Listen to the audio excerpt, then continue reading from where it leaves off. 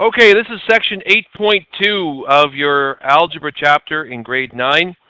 The questions I've given you are 2 through 16, and you don't have to do 8, 10, and 12. I don't have the hard copy of it here, so I'm going to have to write everything down just as we go through questions. So question 2 says, Ryan solved the equation 2r plus 0.3 equals 0.7 as follows. So the first thing he did was he divided that by 2 and that by 2, and he got r plus 0.3 equals 0.35. And it says, do you agree with what he did? And of course, you should say, no, I don't agree with what he did because of this picture right here.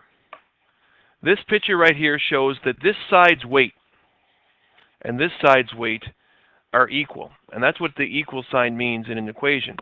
And if I was to take the box that represented 2r and the box that represented 0.2, and I was to cut this in half, and I was to take this whole box over here that represents 0.7 and cut that in half, without cutting this in half, I would no longer have a balance because I have not cut the weight of everything that's on the left-hand side by 2. So as a result, this would no longer be true, it would be imbalanced. If I wanted to actually do that properly, I would have to divide this by 2, and half of 30 cents is 0.15. I think I still have music playing here. Hang on a second. Yes, I do. I apologize. You have The Weeknd playing in the background. Now that would be true, and if Ryan did it that way or whatever his name is, then this would be a true statement because I've halved every one of the terms in that particular question.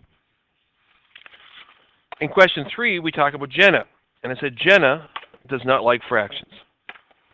And she decides that instead of doing this question utilizing fraction sense, she's going to multiply both sides by the number 54. Is she correct?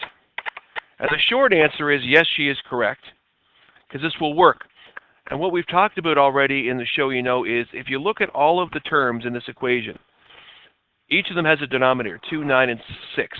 And if I look at each of those numbers and I find all of the multiples of all of them, they all share the number 54. So 54, if I multiply both sides by 54, I will create this particular equation. So 54 over 1, or 54, multiplied, I got to use distributive property here, sorry, multiplied by x over 2 is going to give me 27x when I simplify it. What that is it's a term that does not have fractions. If I multiply 54 over 1 by negative 1/9, I'm going to have negative 54 over 1, which is negative 6. Again, a term with no fractions.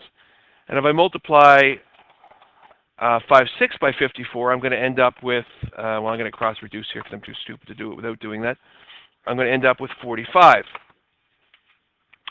So Jenna's not wrong because by multiplying both sides by 54, she ended up with this equation that is still 54 times bigger on both sides, but is much easier to solve for the value of x. However, that's not the real question. The question is there an easier way to do that? And the short answer is yes. Instead of multiplying both sides by 54, if you chose the first multiple that all three of them share, which is 18, you will keep your numbers smaller. So in this case, I would end up with 9x minus 2 equals 15. And that is an easier question to solve, although both questions are easy to solve because they just involve the size of the numbers, but this one would still give you the same answer as it would in the first one. So that's what I would have done.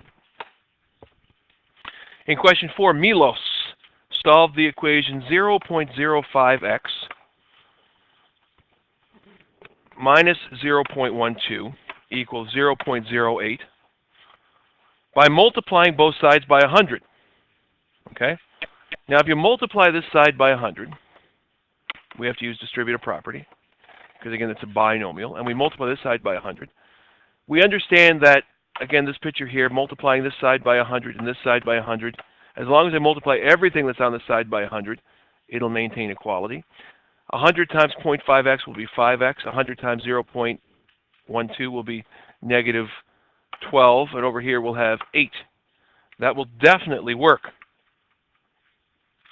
But he reasoned that he could determine the correct solution by a fifth of x minus 12 equals 8.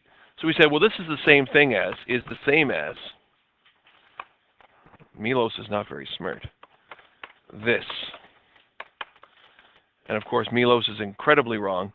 And if we examine what this would look like, 5x's versus a fifth of x, going back to our beginning days of algebra tiles, we know that 5x's and a fifth of x are not the same thing, and therefore Milos is crazy and should be ignored. Question 5, it says, I'm going to skip 5. Well, I'll do 5 and 6. Okay, here's my paper clip. For those of you who are paper clip challenged, you can use any other thing. So 2 paper clips plus a dime and a nickel is the same thing as 25 cents and 25 cents and a nickel. Now, what does this equation say? Well, it says 2 paper clips, or 2 times the value of a paper clip, plus 15 cents is equal to 55 cents. And that's the answer for that. Okay? And question 6 says, model your own equation for 3x plus 0.14 equals 50 cents. I'm not going to do it because it's a waste of time.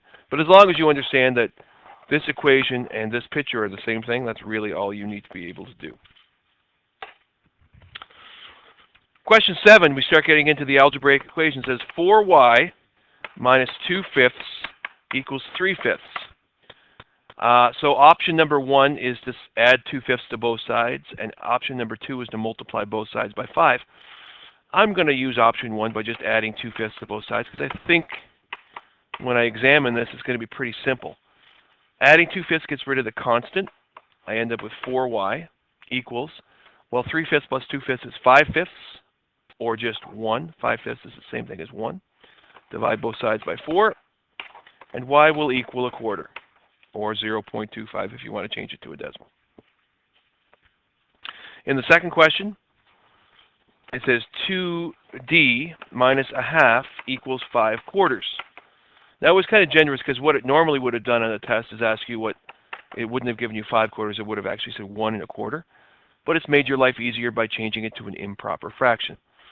Again, the first step is to add a half to both sides to get rid of your fraction. 2d equals 5/4 plus 2/4, which is 7/4. Resist the temptation of changing that to 1 3/4. Keep it as an improper fraction right up until the end. Divide both sides by 2. Dividing by 2 is the same thing as multiplying by the reciprocal of 2, which is a half. That's going to leave you with d equals 7/8. That is your answer for 7b. 7d, you have n/2 plus 1 2/3 equals 1/6. So the first thing I'm going to do is change 1 2/3 to an improper fraction. That's going to be 5/3. Now, we have 3 fractions here, and you could subtract 5/3 from both sides, and that's going to be perfectly okay.